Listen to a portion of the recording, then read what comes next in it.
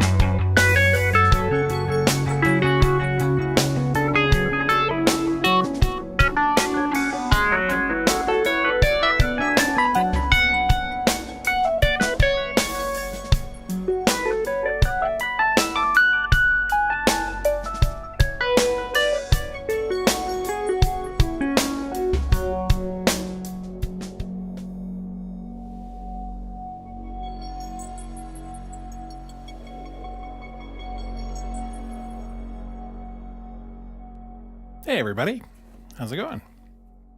Let's see. Pardon me while I take a drink here. Gotta mute the mic, you know.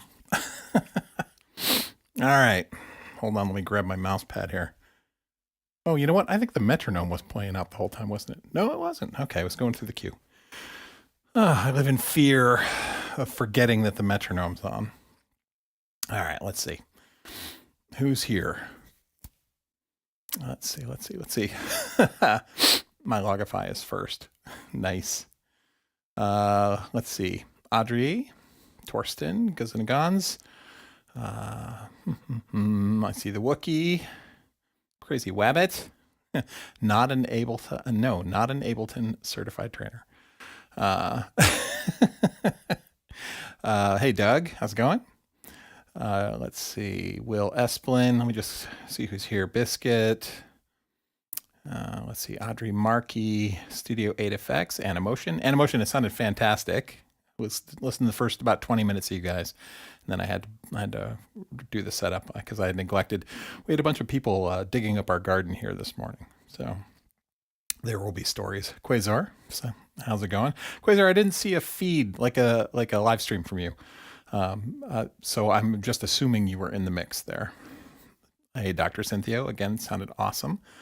For those of you who weren't listening at 1 o'clock, the Animotion, Dr. Cynthia, Quasar, Garen, and Jeff Hopkins were doing a live Jam Taba stream from 1 to 2, and it was awesome.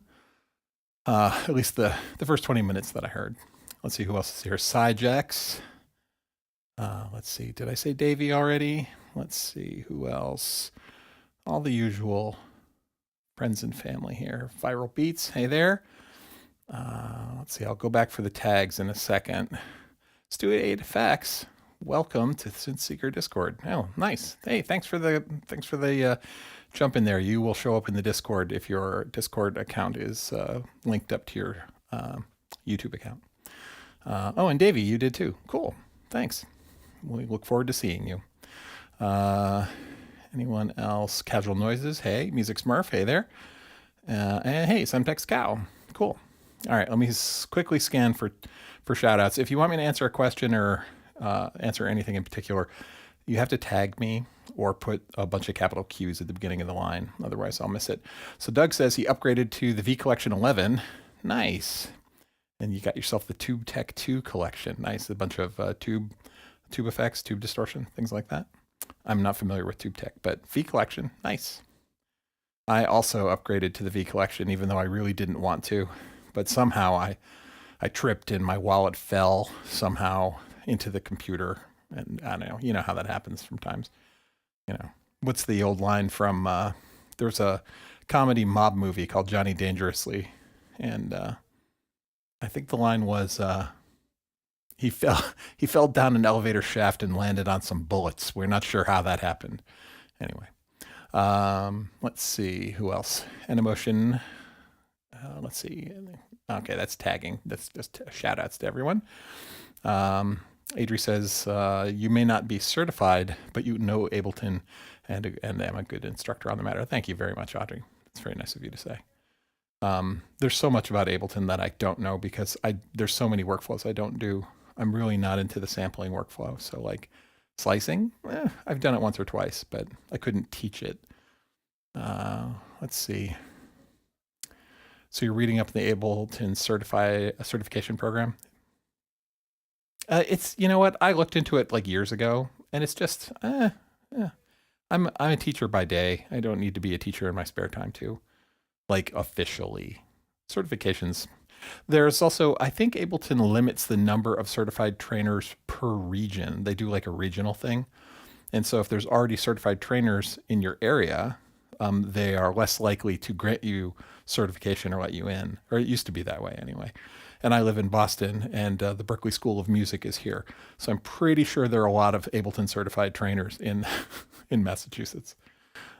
So it's okay.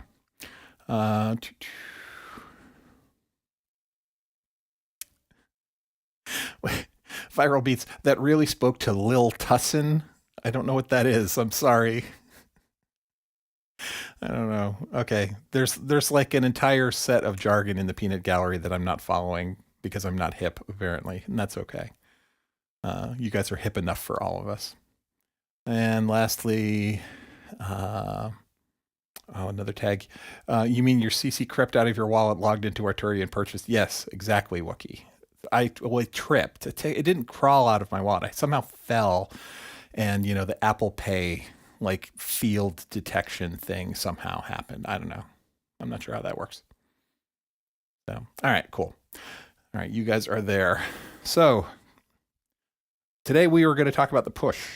If you're not interested in the Ableton push, you run away. Do something else. So we've got periodically I get questions and comments, and I'll answer them. And occasionally I'll do a video explaining something. But there's a ton of videos out there, but like, how does this thing work? I answer a lot of questions generically about grids because people always want to know about note mode and things like that and playing.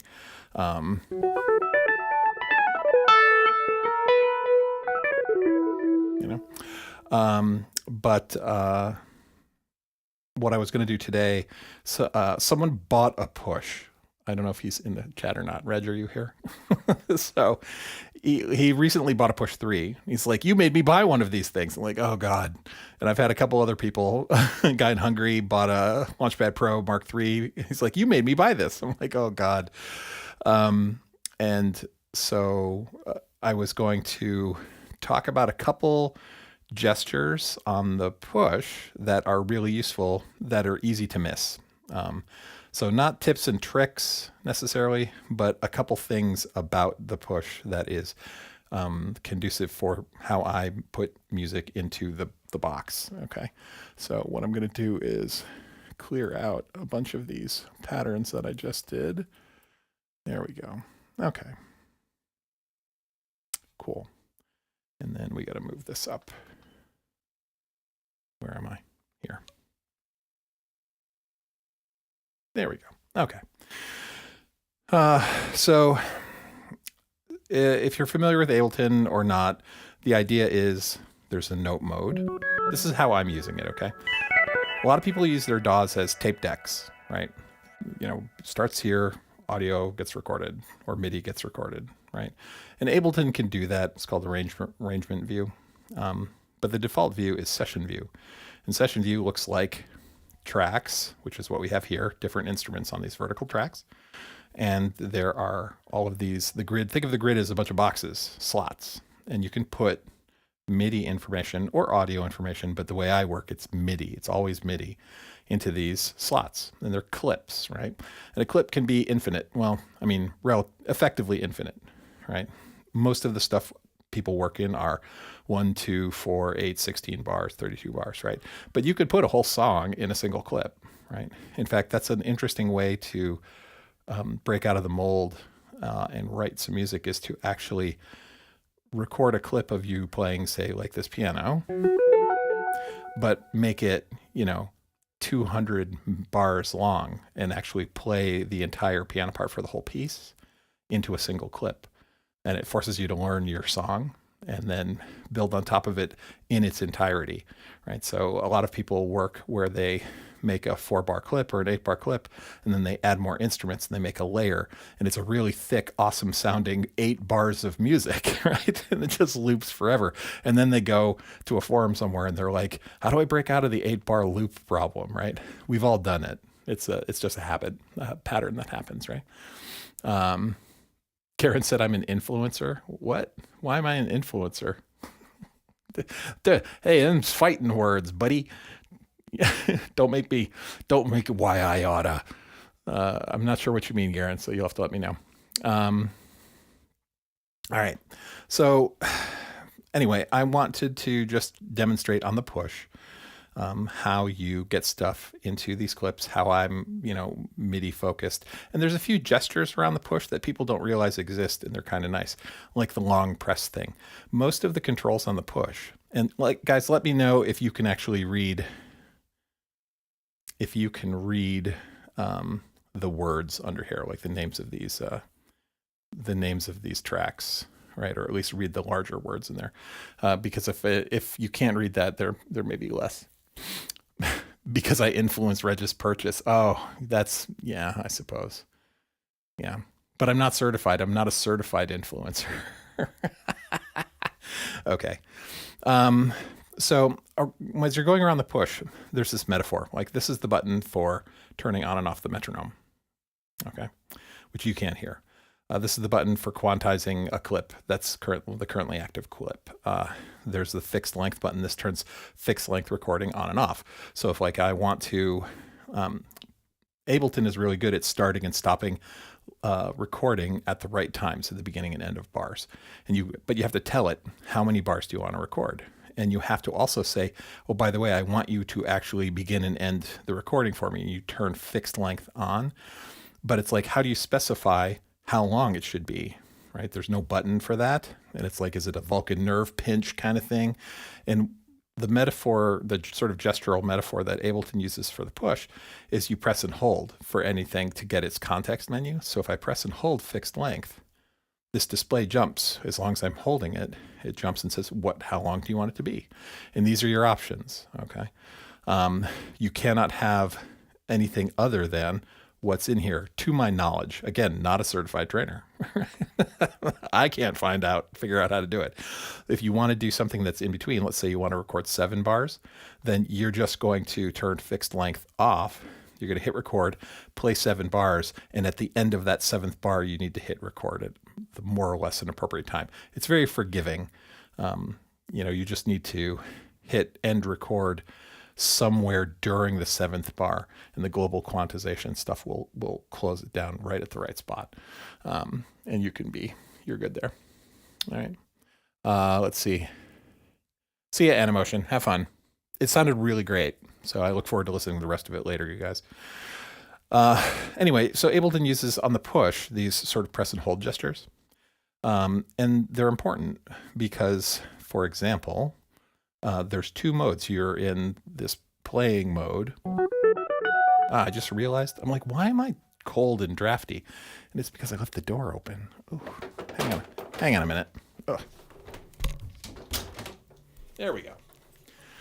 The studio door is like wide open. I'm like, oh, God, it's fucking freezing. What's going on? Oop, family time. Sorry, kids, if you're listening, don't swear.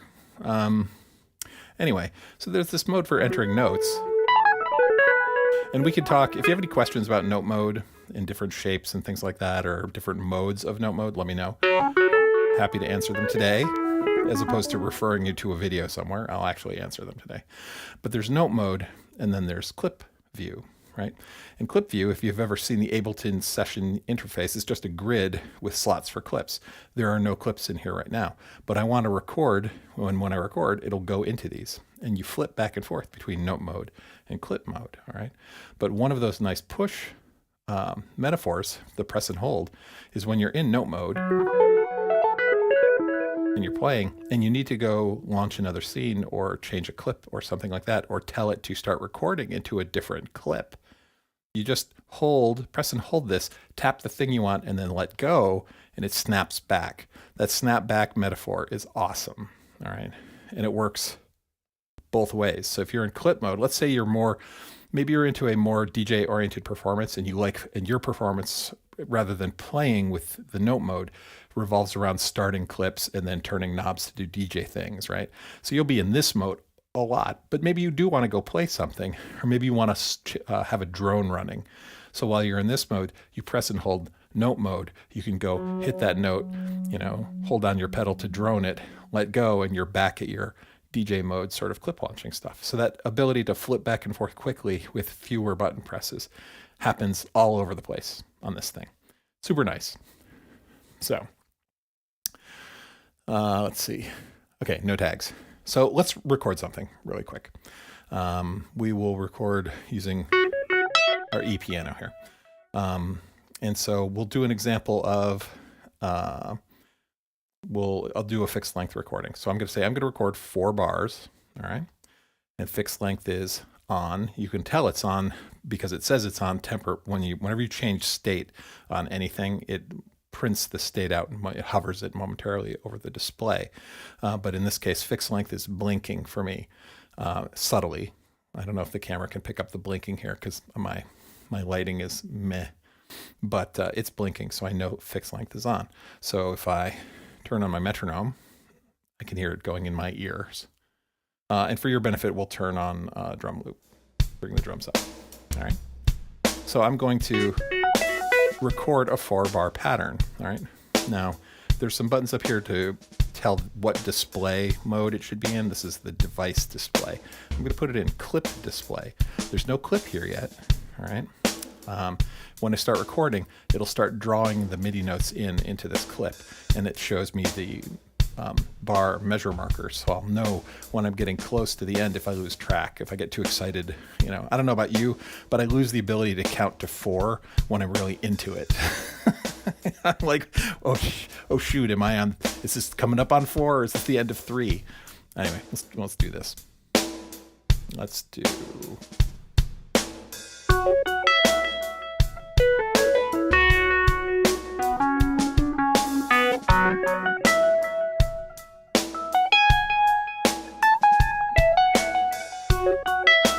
Right, and we're done. So it's recording. Transport was playing, right? So it recorded my MIDI into here, and I told it 4 bars. And when it gets to the end, it immediately loops. It just starts looping, right? And you can see the notes being lit up. They're red because technically it's still recording.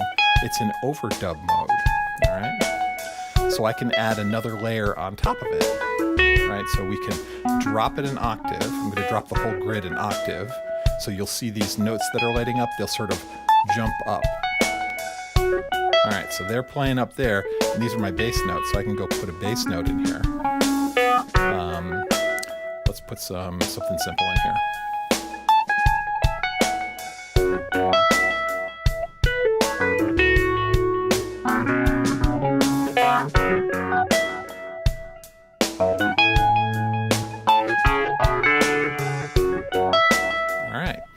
So I overdubbed another layer of MIDI onto that. Right? So it's doing its thing. If I hit the record button, everything starts flashing green because now it's just playing it back. And I can play now. I can continue to add little bits, little embellishments. Not that I'd want to, but you could do that. And later, I can go do other things on other tracks. And then when I come back, if I want to, I can overdub again.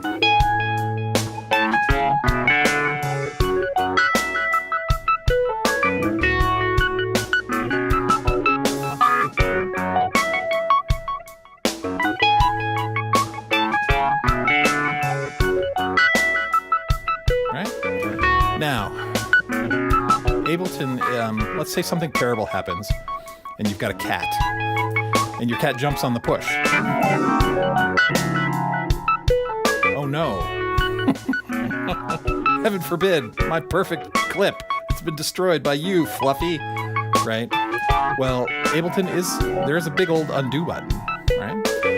And every pass, every overdub is considered a new take. So you can undo and start peeling the layers of performance off, including the layer contributed by the cat. Right? So if I hit undo, it'll say reverted last action. The last action was an overdub. There it is. Let's undo it. Right? And if I don't know if you can see it, but that where the cat landed over here is gone now. If I do it again, it takes off that high stuff I did. And let's say I also don't like the bass line. I'm going to undo one more time. And it pulls that out. So every overdub is an undoable layer when you're playing live or composing or doing whatever, right? It's pretty awesome.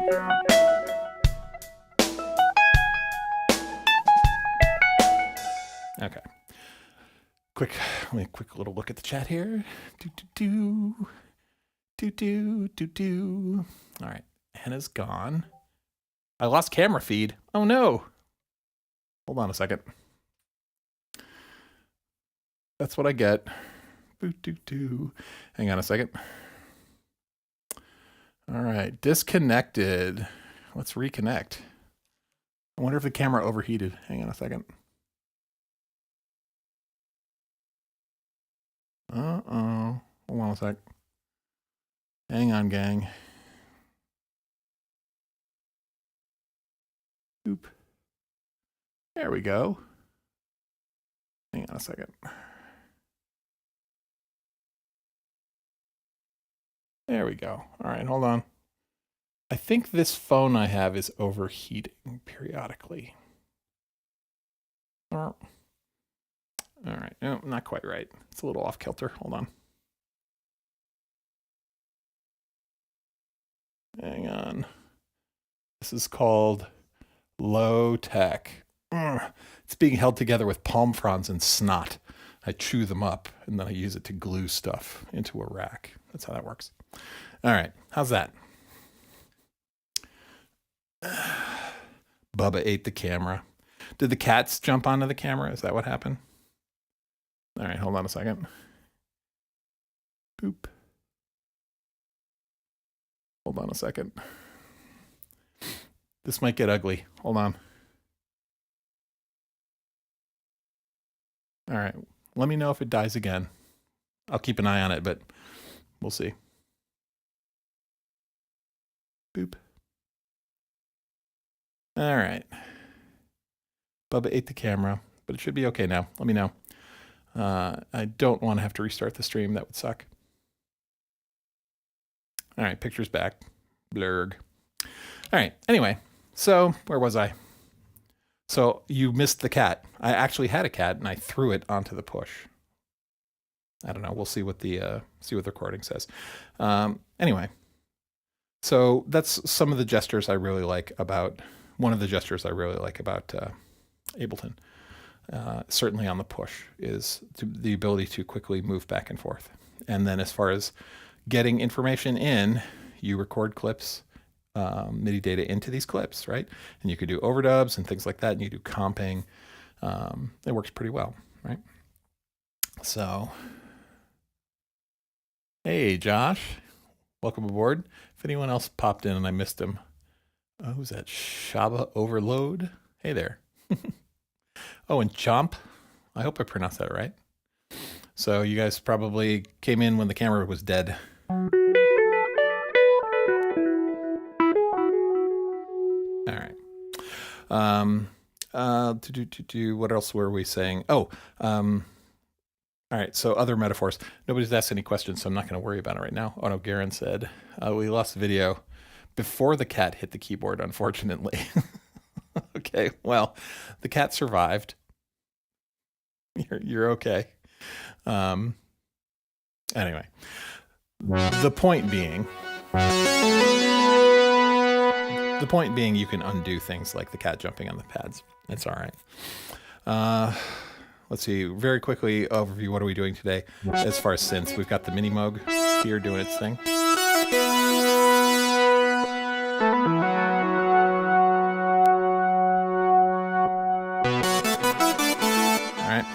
And we've got our Op 6 doing our rotary piano. What is it? The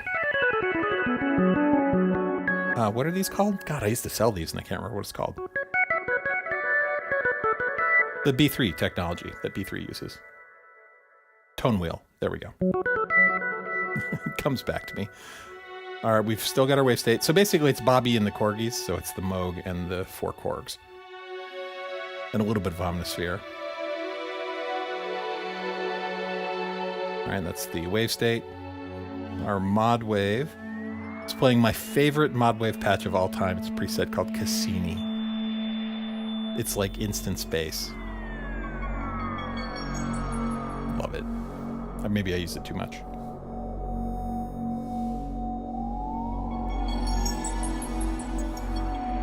Love it. The multi-poly. It's just doing a delay reverb pluck. We're gonna do a little Berlin School in a second. Then we've got E-piano. I like this proggy E-piano sort of delay reverb thing.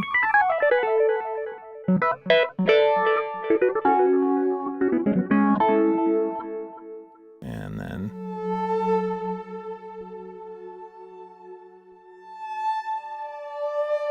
This is Omnisphere, actually, and it's using a CS80 set of CS80 samples to do the Soul Space Whale Blade Runner-y thing.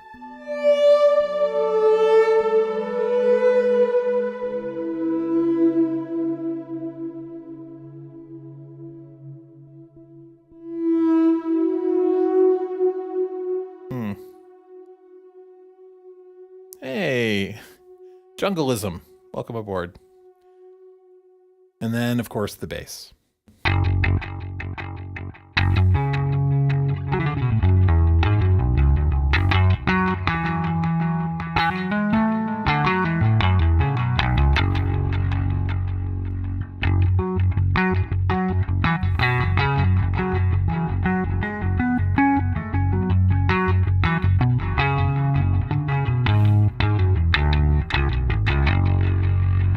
So the next thing actually, so that's what we're playing with today. The next thing I wanted to actually show you on the push, one thing that's really nice, I'm a terrible finger drummer.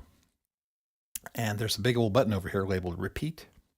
And what you do is when the repeat's on, these buttons light up with timing, with musical timings. So quarter note, 8th note, 16th note, 32nd note, and then the triplet variants as well in between them.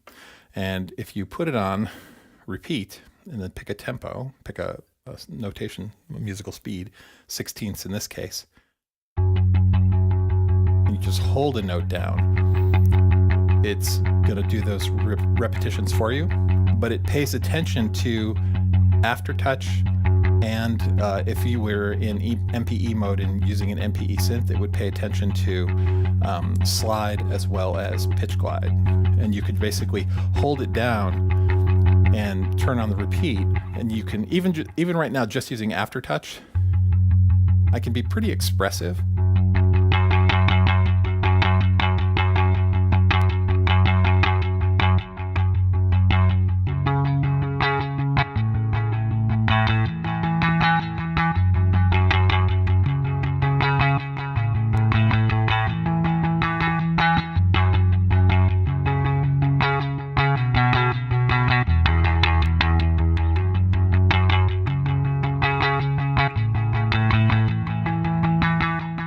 Pretty nice, right?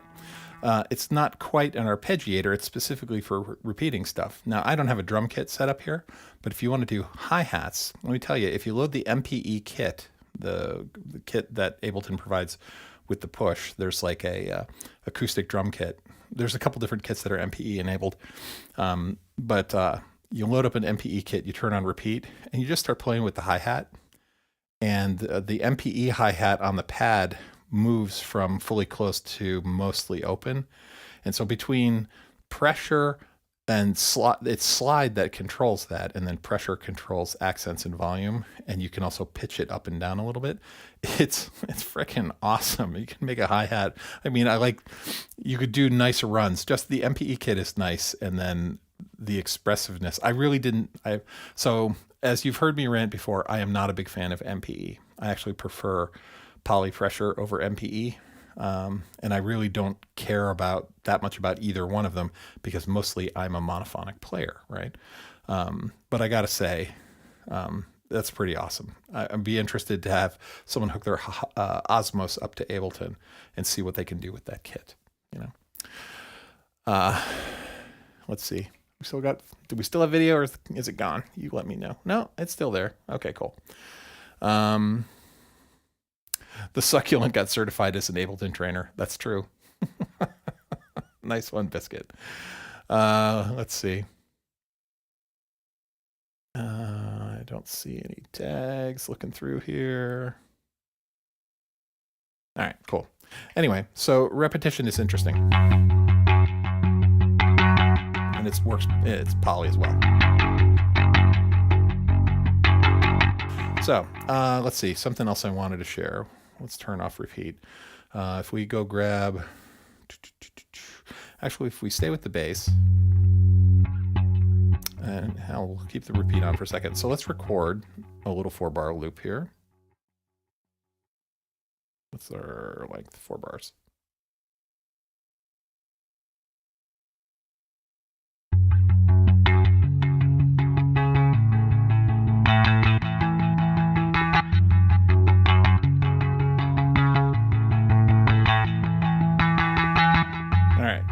So I screwed up. I'm going to say I screwed up intentionally. It's up to you to decide.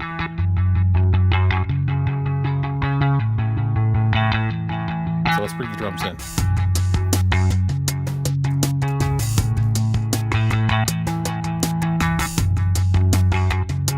So I don't know if you can see it in the clip, but my note changes are a little early, right? Some of them are like a 16th early. So what if you want to edit this? Now, I'm using this in controller mode. So controller mode, I can totally just reach over to the computer and tweak these clips and fix them, right? But you can actually tweak them here. It's pretty nice. There's a big old jog wheel over here. And if you just start editing it, start turning it, you'll see there's a little highlight of the notes that we're messing with, right? And so what you can do is highlight a note. On any given note when it's highlighted, you could change everything about it with these knobs up here. So you can change velocity and pitch and probability, and you can nudge it and position it and things like that. So like, let's change the pitch of this one. We'll bring it down.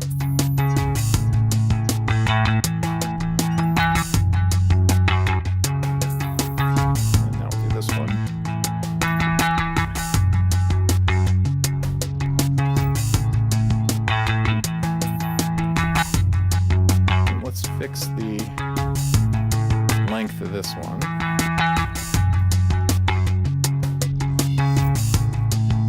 We'll give it a double length.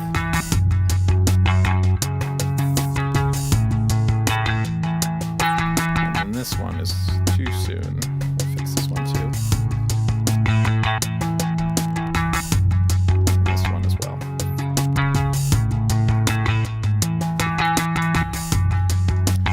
So you can actually get in and edit pretty easily in here. You can edit multiple, you can pick multiple notes. If you want to edit a bunch of them, you just click on them to highlight them. And any changes you make will be applied to all of them.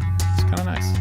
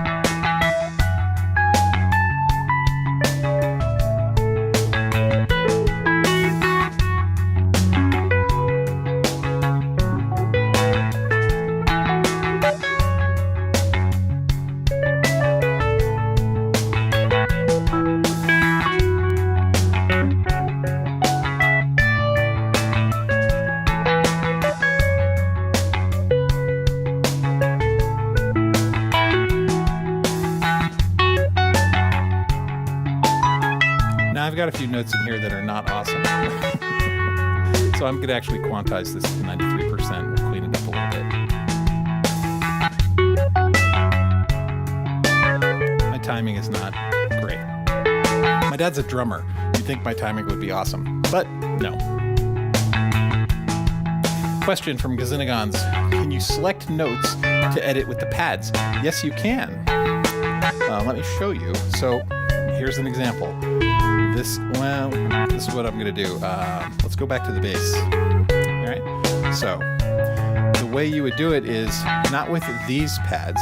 You would change the mode of the note mode entry by clicking this button over here that says layout. All right. And this is the sequencer mode, right? And if you hit shift layout, keep going. Oops. There we go.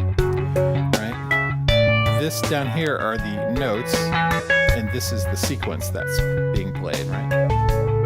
And this can show, what is it showing right now? It's showing me 2 bars of 16th notes. And And so if I wanted to edit a particular note, hang on a second. There we go. So this note is being played across these ones, then this one, right here, here, here. And if I want to edit those notes, what I can do is press and hold down either the step that I want to edit or the note. Let's see, I think if I do it this way. Oh no, that's going to perform it. Hang on. I think I have to, when it's playing, I think I have to stop to do that form of selection. When it's playing, I know I can grab the notes up here. So let's say we want to accent some of these. So that's the one I just selected. Let's turn its velocity up. Let's do all 4 of these. Let's bring their velocity up.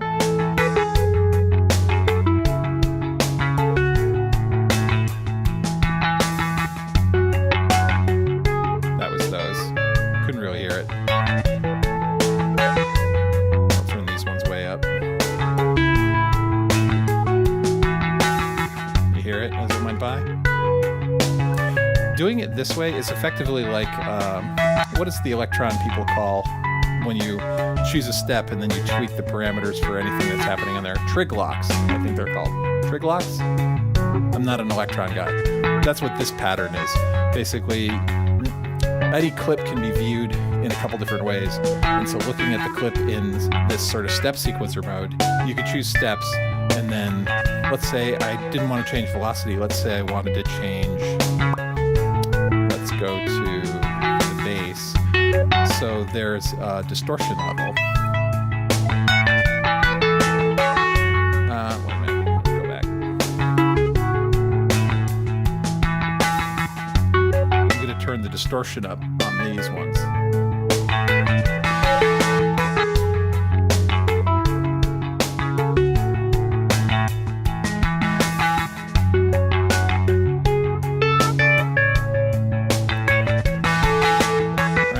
So you could set on any property on any device that has a parameter you can change, you can set trig locks basically across the step sequencer.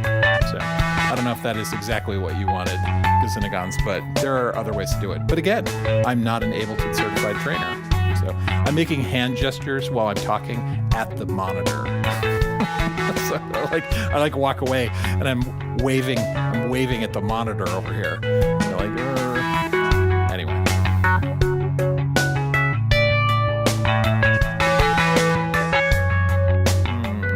Let's lay some tone wheel.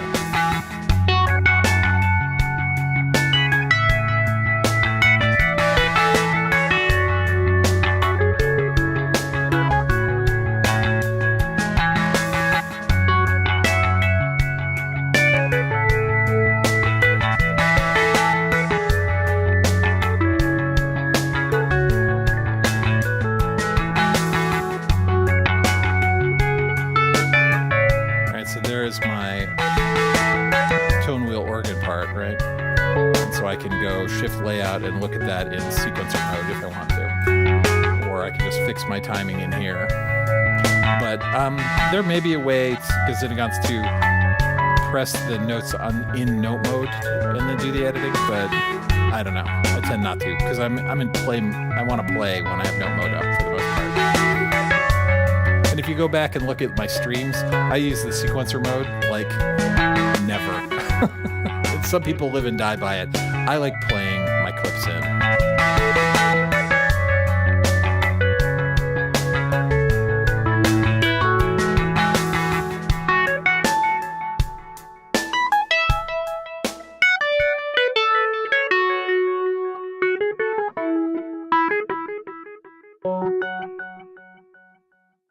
All right.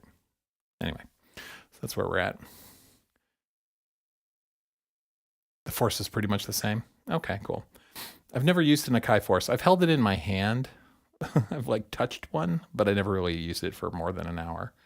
I know it's super popular though. Josh is going to be a certified push seller. the whole push thing, right? It's like just the word push and pusher, and like, buy more synths, people. Just buy more synths. Okay, that's the way to go. Anyway, so what time is it? 2:53. Generally run about an hour. Let's see if I can. We've been kind of proggy. Let's see if I can get something more Berlin schooly in. And let's see if I could do it with the organ. This may be sacrilege. Let's find out.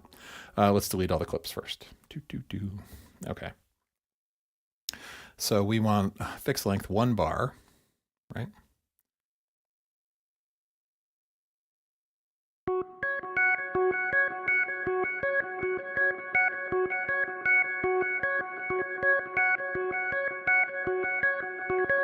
Whoop. Hang on a second. See, I didn't turn on I set the clip length, but I didn't actually turn on fixed length. So let's try again.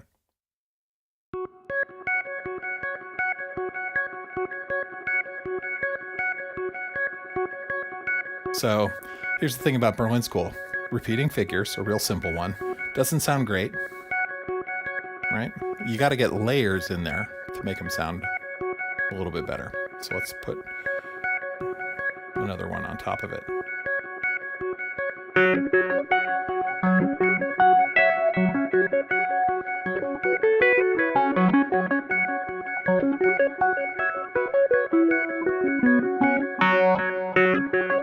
All right, so I want to edit that because that last note is just a wee sharp.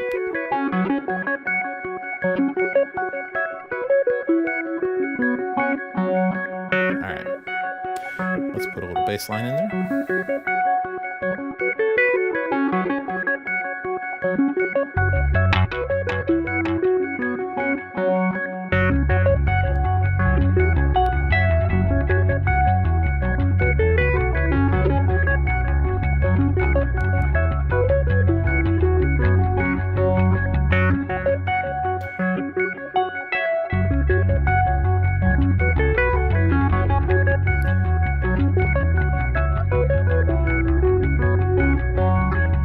Berlin School wants to be right on the grid, so I'm going to actually quantize everything.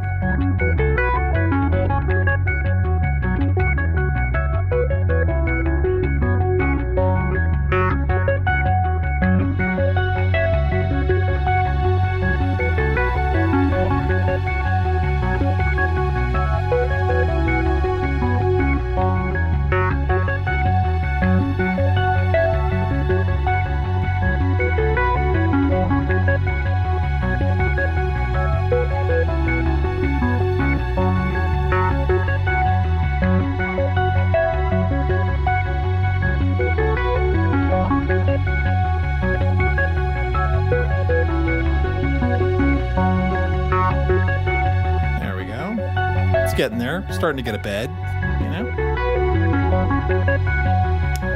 let's see. Oh, and our favorite Cassini, right?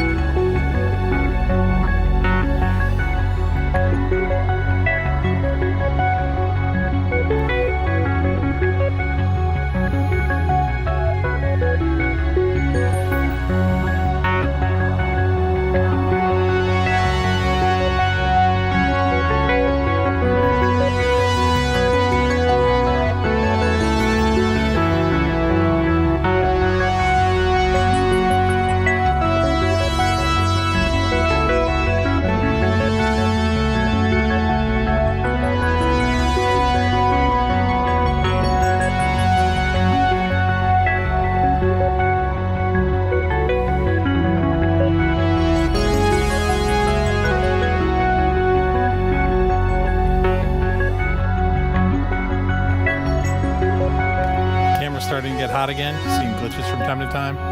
Thanks, Karen.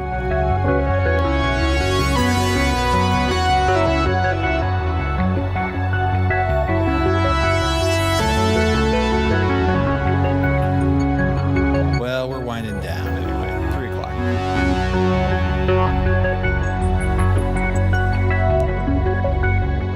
Hey, Tron Dog. If anyone else popped in and I missed them.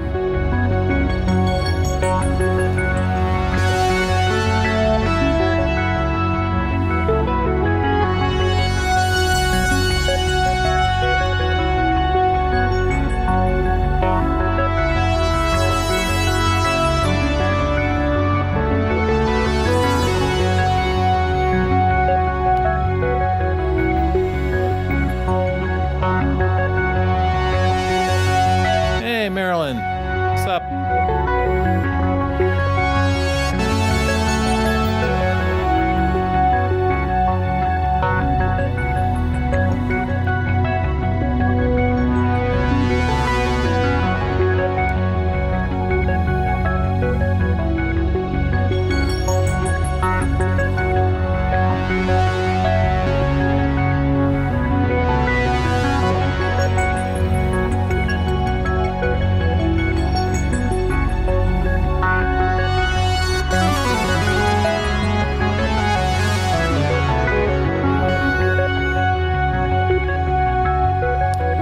Make this more of a leady sort of mode.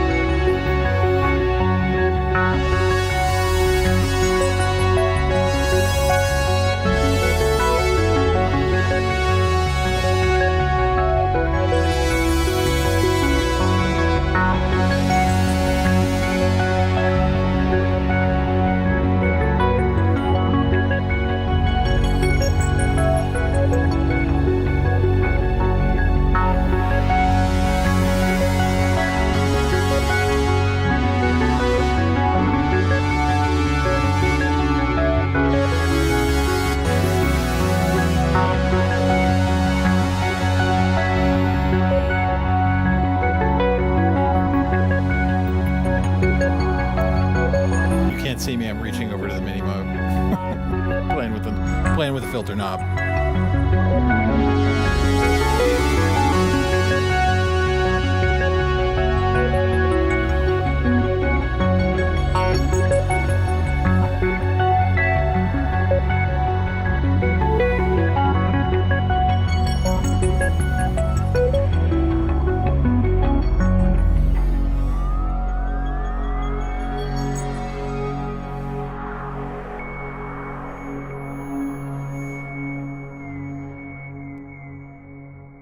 And we're out. All right. So that was fun. So anyway, I don't know. I don't have any, like, I didn't have much of a script or a plan. I was just sort of jamming and yapping. So I think that's what even said in the description for the video. I said jamming and yapping. So we've got plenty of yapping going on. Let's see. I think that's about it. Hey, Andy Fireblade Musa, welcome in. Lemon Delight. Anyone else I missed? Scruffy Fox, hey there. We're just wrapping up, actually. So, basically, did some jams, things in the prog vein, and then a couple in the one in the Berlin school vein. As we can see, I talked about the push, why I like it, some metaphors gesturally that I like. And as always, I am not an Ableton certified trainer, so take everything I say with a grain of salt. I guess that's about it. So, oh, Goes Into Guns asked another question. Notice the fader box on the left. Oh, yeah. This was a Christmas gift for my wife. Burp. It's from, what's the name of the company? Ghost Note Audio, which I think is the company that, what's his name, started when he like left the other company. I don't know. Some guy who's like, I don't know, a bigot or something, or super not cool. I think this is his company. My wife bought this for me for Christmas, and it's a control surface. So, you know, I don't know what to say. It's a thing. My wife gave it to it. I didn't want to return it just because. So anyway, I don't own any of their other products. So,